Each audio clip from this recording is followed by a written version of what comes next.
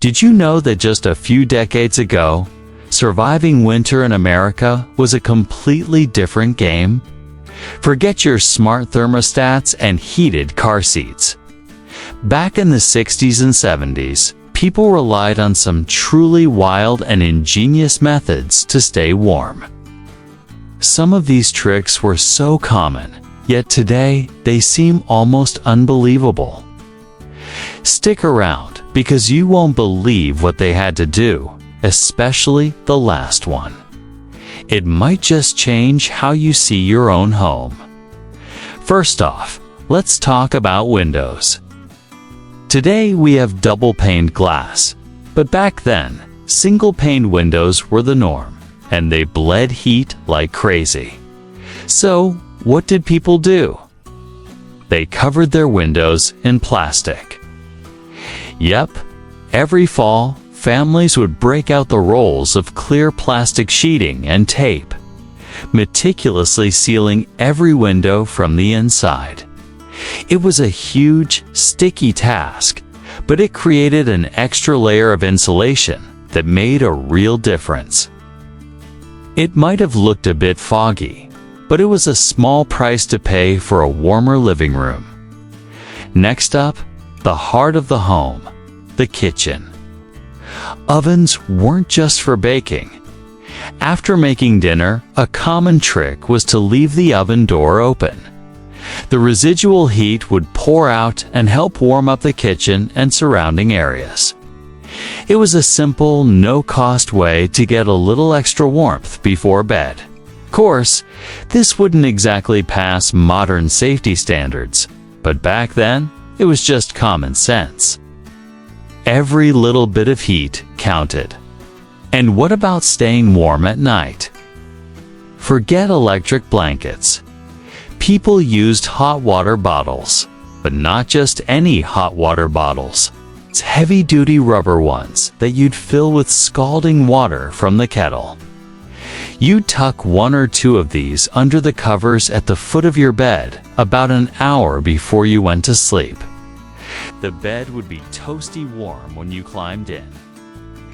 The only downside was waking up to a cold, rubbery lump in the middle of the night. If you're finding these old-school survival tricks as fascinating as I do, consider subscribing to the channel. We dive into nostalgic stories like this all the time, and you won't want to miss what's coming next. Now, let's talk about cars. Starting a car on a freezing morning was a real battle. Many people used engine block heaters. You'd plug your car directly into an outlet at your house overnight. It kept the engine oil from turning into sludge, making it possible to start the car when the temperature plunged below zero. You'd see cords running from houses to cars all over the neighborhood. It was a winter ritual. Another huge one was space heaters, but not the sleek, safe ones we have today. We're talking about those glowing, orange-finned kerosene heaters.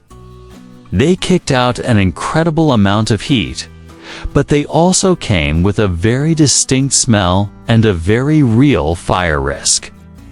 Every family had rules about how close you could sit and what could be placed near them.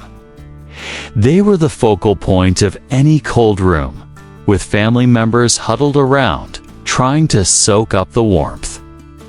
And how did you keep the cold from seeping under the doors? With a draft dodger. These were long fabric tubes, often shaped like a snake or a dachshund, filled with sand or beans. You delay it at the base of your front and back doors to block the icy drafts that whistled through. Many were handmade, and they were a staple in almost every household, a charming but necessary defense against the cold. People also dressed differently inside. Layering wasn't just for the outdoors. It was normal to wear sweaters, thick socks, and even long underwear inside the house. Thermostats were kept much lower to save on heating bills, so you bundled up. It wasn't about fashion. It was about function. Being comfortable meant being warm. And that meant wearing half your winter wardrobe while watching TV. And for your car, you never left home without a winter survival kit. This wasn't just a suggestion. It was essential. A trunk would be packed with blankets, a shovel, a bag of sand or cat litter for traction, some non-perishable food, and candles for warmth. Getting stranded in a snowstorm was a serious threat, and being prepared could literally save your life. Now, for the one you've been waiting for. It's something that seems almost insane today, but it was a regular part of life. To keep pipes from freezing in the bitter cold, people would leave a faucet running, just a tiny, slow drip, all night long. The constant movement of water prevented it from freezing solid in the pipes and causing a catastrophic burst. It wasted water for sure, but it saved them from a plumbing disaster that could flood their home and cost a fortune. It really shows the lengths people went to just to make it through the winter. Thanks for watching, and don't forget to follow for more trips down memory lane.